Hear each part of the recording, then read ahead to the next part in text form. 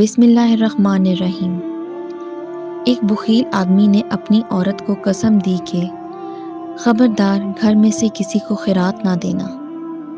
ایک دن اس عورت نے شوہر کی تنبیہ کی پرواہ کیے بغیر کسی محتاج کو کچھ خیرات دے دی اور اتفاقاً شوہر نے دیکھ لیا۔ غصے میں آ کر کہنے لگا، تو نے میرے حکم کی عدولی کیوں کی؟ کہا، میں نے خاص خدا کے لیے تھوڑا سا دیا ہے۔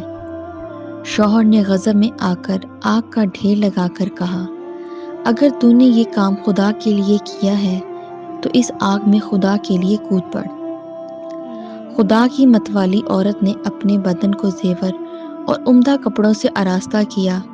خاوند نے پوچھا کہ یہ آراستگی کا کیا موقع ہے؟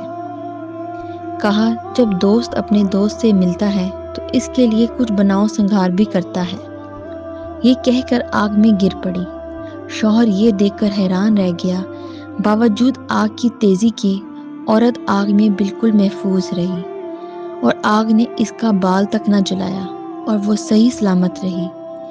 اسی وقت حلقے سے اسے آواز آئی کہ اے شخص، تو تعجب نہ کر، آگ ہمارے احباب کو نہیں جلایا کرتی۔